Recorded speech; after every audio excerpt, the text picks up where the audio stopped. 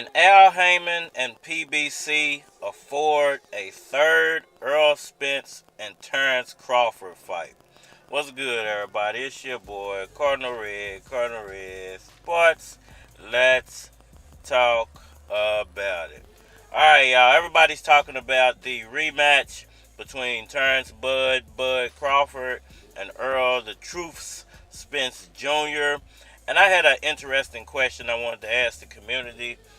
With everything going on with PBC and them losing the Showtime deal, can they actually afford a third fight if Errol Spence was to beat Terence Crawford in the rematch? I want to pose that question for the community and anybody listening. My only concern is that if you take a look at what Al Haymon has done, okay? If you take a look at what Al Haymon has done in the sport, he ruined the relationship with NBC. He ruined the relationship with Fox. He spent Showtime's money. So every network he goes to, he just ruins it because it has to be his way or no way. Alright, y'all, so I found that to be interesting. Can PBC actually afford a third fight with them having so much trouble finding a new TV deal and finding sponsors to put up the money for the guaranteed contracts that Spence and Crawford seem to have? They're supposed to be getting exactly what they got for the first fight, which was somewhere around $20 million plus a percentage of the back end money. So, can Al Haymon, can PBC actually afford a third fight? Dude, this is who I am. I might cut my hair sometime, but fuck it. You like me like this or you don't like me. Because most of the people that don't like you, they're not investing in your shit anyway. They're not going to spend no money with you anyway. Is there even going to be a rematch clause in this second fight?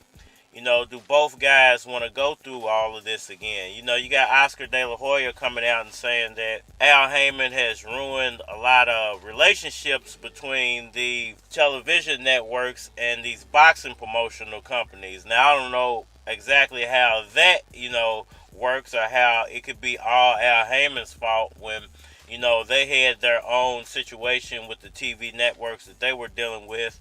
DAZN, I don't even think DAZN and Golden Boy, I don't think they even have an actual television deal. They're more of digital rights, and they do more of the streaming thing. And, Bob Arum has messed with HBO, and he's messed with ESPN. So I can't say that it's all Al Haymon's fault. This nigga here, that nigga there. Why the whole television thing is falling apart for boxing. I think it's been on the downslope for a while. I wouldn't say that it was one promotional company not doing well is the reason why a lot of these TV companies are trying to get out of boxing. And, I think it's a situation of MMA becoming really popular and them probably going into the MMA business because it makes more money at this point. And you old decrepit bastard ought to show them every hospitality. You understand that? I don't know exactly what boxing has to do. I made a video saying that should boxing go with super cards over super fights because you get more bang for your buck. The video didn't do very well, but I did get some interesting feedback on that video. If you want to go check it out, you can go find that video. It's in my archive. But when it comes to the Errol Spence Terence Crawford fight, can they actually afford a trilogy for that fight? And is there even, once again, a secondary rematch clause in the second fight contract in case Errol Spence actually wins? Alright, man, it look like the aerosexuals are popping their head back out once again. Can they afford it? I'll start there. I think that PBC has the in-house money to make whatever fights that they want to make. Now, televising it is the actual problem. I think that they could actually pay a third-party company to put it on TV. You're going to actually have to put up your own upfront money to make those fights. The beauty of having an HBO or Showtime backing you, you could always have those guys front the fight. So they would put up the money. PBC would collect what they collect on the back end, and that's kind of how they make their money. And everybody's happy. The fighters get paid. PBC gets to make a little bit off the back end, and the television networks get to keep the TV rights, so they'll make their money reselling the fight or whatever, re-televising the fight. So, on the first question, can they actually afford it? I think PBC, if they wanted to start their own television network, they could actually do that. It's not very hard, and they have the upfront money to do that. Do they want to, put up their own money to start building their own infrastructure? That's the real question, when there's already all these television networks out there you could go with. Reversed it. Whip that pussy. The one network that I don't think anybody's ever tried to deal with when it comes to boxing is Stars. Now, I don't know how much Stars wants to be in the boxing space, but Stars is the only other big movie network, other than HBO, Showtime. You got Cinemax out there, but I actually think Stars actually owns Cinemax. Don't quote me on that, but I do believe the Stars or Cinemax owns Stars. It's one or the other. So I think that there's a possibility that some of these fights might end up on Stars. Nobody's really talking about Stars, but that's a possibility, if they was to go with that motto. This nigga's crazy. Now, is it even worth it to have a trilogy in this fight? I think it depends on how good the second fight does. If, let's say, just for ish and giggles, let's say they pick up their TV deal with ABC, and ABC is going to put it on pay-per-view. They're going to have ABC pay-per-view or whatever. And, after they do the pay-per-view, then ABC actually televises it on regular TV.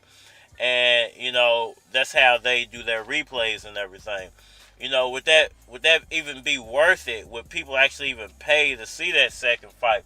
That's a question a lot of people are posing. Like, the second fight's not going to make any money, and this is the reason Terence Crawford wants more upfront money, because he don't feel like it's going to sell very well. I don't think so. I think Errol Spence, the majority of his fan base is there. I think he probably lost 25%. I said that in past videos, that the people that weren't really on his side to begin with are going to leave, and they're going to go over to the Terence Crawford side. What's the matter? You don't like my house? My house stink? That's right, it stinks! Whole place stinks! So I think he's lost 25% of his fan base, but I think he still got 75%, and 75% of his fan base is still 25% more than the fan base that Terence Crawford had and has. So I think that he still has enough fans to push this fight and have this fight make enough pay-per-view buys to where it's lucrative for both guys. So let's just say he was doing $250,000 on his own. If he lost a quarter of that, that means he's still doing 225,000 sales on pay-per-view, which is not great. But if you put him in there with another guy like Terence Crawford, who's doing like 150, close to 200,000 buys, and he's picked up a 25% boost in his fan base, so that means he could be doing upwards of 225,000 buys as well. So, that would mean that they will be doing somewhere around 500,000 buys, and then you got the casual fans who are going to tune in for that fight. That means that they're going to do about the same amount that they did for the first fight, which is somewhere around 600 to a million pay-per-view buys, depending on who you ask. That's the range that first fight did, somewhere around 600, 700, 800,000 buys. So I think that it's still lucrative for them to have the rematch. I think that they're still going to make money. Now, if Errol Spence actually beats Terence Crawford, then I think the fan base and the interest in that fight becomes even more, and more people are going to be willing to pay for the third fight. So I think a trilogy, if Errol Spence can beat Terence Crawford in the second fight, is very possible, and depending on whoever PBC gets to, do the TV deal, whether it's Stars, ABC, Fox, there's a million different networks that they can go with. Whoever they get to televise the fight, it really wouldn't matter, as long as they can put it on pay-per-view and, and be able to handle that upfront money. When laws are passed to be made for hundreds of years, not for 10, 20. And laws are made fresh off of people having slaves. But most of the time, those people were like, oh shit, what are we gonna do? It's illegal to have slaves. You gotta get them to be slaves again. Let's make laws that they cannot actually abide by. Keep them broke so they fight each other all day. Go to jail so that way they can now put you back in shackles, back in the cage and make you work for a slave wage. Instead of master, let's call it warden. Or CO. So y'all let me know what y'all think about all that down in the comment section below. That like button for me and share. Subscribe. Holler at me on all social media platforms, Facebook, Instagram, YouTube, Twitter.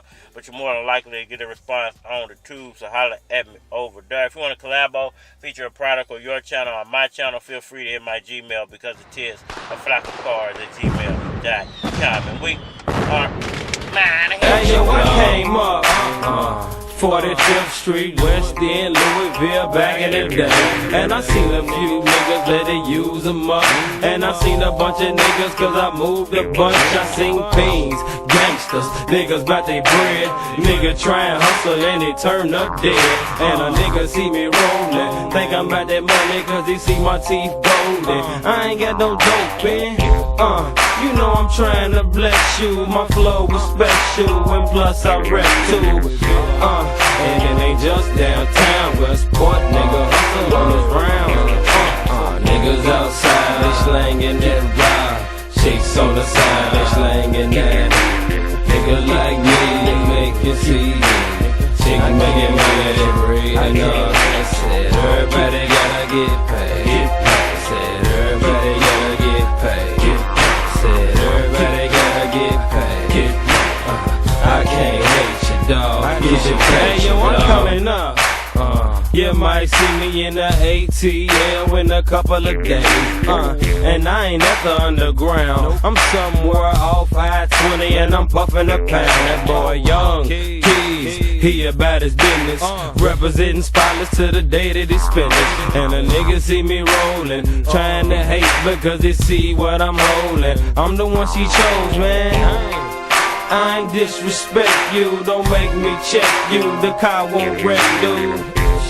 Even though I'm gone off the brown, plus I'm on my way downtown, blazing the pound. Gray Lincoln Town car cruising.